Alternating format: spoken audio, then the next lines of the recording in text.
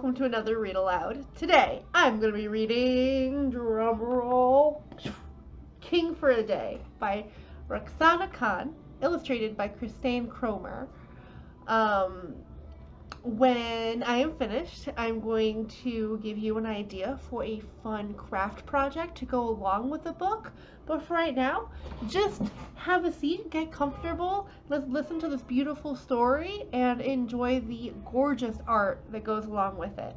Alright, come on, let's do it. King for a Day by Roxana Khan, illustrated by Christine Cromer. Basant is the most exciting day of the year. With feasts and music and parties, people celebrate the arrival of spring, and many will make their way to the rooftops of Lahore to test their skills in kite flying battles. I'm up early. My brother and sister arrive, still rubbing sleep from their eyes. My brother asks, "Malik, is that all you made?" My sister says, "How can you be king of Basad with only one kite?" "It's called Falcon. Insha'Allah, it will be fast enough." I sent my brother many blocks downwind so he can catch the kites I will set free.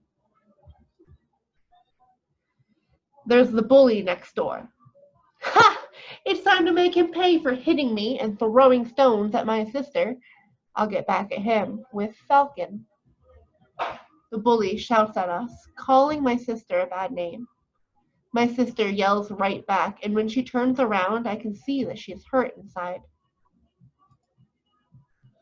The breeze lifts the bully's huge kite. His kite is so big, I'd nickname it Goliath. It must have cost a fortune. Falcon is small, built for speed. I let out enough of my special string for my sister to carry Falcon to the edge of the roof. "Don't step on the tails," I cry. "Don't rip them." On the count of 3, my sister jumps. I tug on the string. Falcon leaps into the air. I'm ready to attack. I work my string, dipping Falcon so it circles Goliath. Because it is so big, Goliath is slow. My kite string rubs the bully's kite string. Snip! I have sliced it. Goliath flies free, and the bully's string drops from the sky like a fishing line with nothing on the hook. The bully picks up his other kite, a smaller, faster kite. He gets it climbing on the rising currents of air until it is almost as high as Falcon. I take a deep breath, bracing myself. The bully's kite circles, trying to trap Falcon. I move away, watching closely for the next attack, and the bully pulls his kite left. Quickly, I pull down as hard as I can, sending Falcon into a steep dive. "Let up, Malik!" my sister yells. "You're going to crash!" Just before Falcon hits the rooftop, I pull it up and around several times, snagging the bully's string so he cannot get it free. I reel in the bully's kite so my sister can grab it. The bully's done. He has no more kites. He storms downstairs. I move on to other kites. It is easy for Falcon to pluck them. It's easy for Falcon to pluck them from the sky, as if it really is a bird of prey. I'm going to pause here for one moment because I love the art on this page.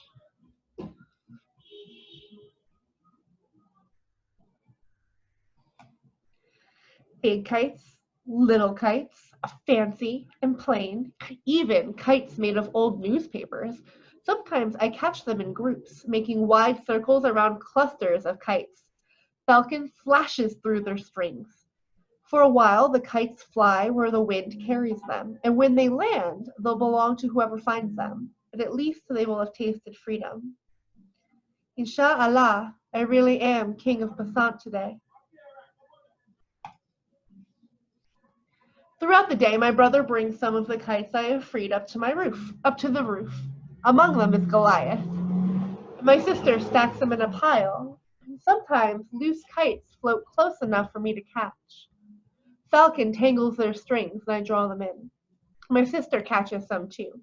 She uses a long bamboo pole topped with thorns. If I'm king of Basant, if I'm king, she is queen of Basant. At the end of the day, we have a big pile of kites. I choose the two I want. Then my brother and sister get their picks. After they have chosen, they start back downstairs. My sister says, Malik, you coming? Not yet. The sun is setting on a magnificent day. I want to stay up here to watch, to feel the cool breeze, and I want to make my day last a little longer. Suddenly, I hear yelling from below. The bully pushes a younger girl to the ground. Then he grabs her kite and runs into his house. The girl gets to her feet. Sobbing, she heads down the alley, trailing the kite strings behind her. Something makes me pick up Goliath and drop it over the side of the roof. It floats, slicing the air side to side, no to land beside her. The crying stops. The girl picks up Goliath. I duck just as she looks up to see where it came from. When I look again, she's dancing along. Then she rounds the corner. She's gone. One by one, the stars come out until they shine down like a million jeweled kites. My day is done. I am no longer the king of Basant. It's time to go downstairs and join my brother and sister. We have many stories to tell of Falcon's triumphs. And tomorrow, I will start designing a new kite, an even better kite, for next Basant when, inshallah, I will be king again. Let's learn a little bit about Basant. There is something glorious about going up on a roof and releasing kites into the air. Even more thrilling is doing battle with them. In early spring, when the chill of winter has fled from the ancient city of Lahore, Pakistan, and light breezes carry the scent of flowers, it is time for Basant, the annual kite festival. Basant started many years ago with the Hindu celebration that marked the end of cool weather and the beginning of warm weather. And with time, Basant became a celebration that crossed religious and cultural boundaries. People from inside and outside Pakistan flocked to Lahore to watch or participate in the kite battles. Many kite enthusiasts spend weeks preparing for the festival, practicing their flying skills by waging mock battles. The festival begins on the night before Basant. Huge spotlights are perched on rooftops so people can see, and white kites are flown because white shows up best in the night sky. Next day, people bring out their colorful kites. Shouts and cheers, drumming and bugle blasts create festive mood. Everywhere, there are feasts and parties. Women dress in bright colors, often wearing yellow or green to represent spring, and toward the end of the day, people bring out even larger kites. And at night, there are fireworks to symbolize all the kite battles. Traditionally, kite strings were coated in powdered glass, so they would be sharp enough to cut through other kite strings. That's cool. Later, metal strings were also used. Unfortunately, the sharp strings sometimes injured people and cut electrical wires. Not as cool. In recent years, kite flying and the celebration of Basant in Lahore were banned for safety reasons and for security concerns due to Orthodox religion opposition. But in 2013, the festival returned, hopefully for good. Once again, the kites flew, filling the sky of Lahore with brilliant color and drama, lifting the spirits of the people below. All right, cool. What did you guys think? I thought it was really interesting to see the story of Malik flying his kite in such an interesting way. And I love what he said about how a lot of people build their own kites. He said he even saw some that were made of newspaper. So, guys think you know where I'm going with this? I'm going to ask you today to build your own kite. Attached to this video is a link to a tutorial on how to build your own kite just out of paper and sticks and things that you can find around your house. Um, if for whatever reason you don't have the materials that you need for this project, don't worry.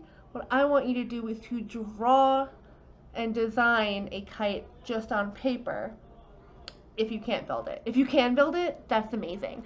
I want to see you test it out. Now, if it's not a windy day out, don't worry. You can turn on a fan and test out your kite right inside, right in front of your fan. So that is my challenge for you. You'll see in the video that there's a very specific design on the kite that the person is going to show you how to build. You are free to follow that design, or you are free to be creative and design your kite however you'd like. You can use any extra materials that you find around your house that you think might help your kite, but please get adult permission before using any materials. And go ahead, head on over to Flipgrid and share your kites with us. I cannot wait to see them. So, as always, be safe and have fun with it. And I will see you on Flipgrid.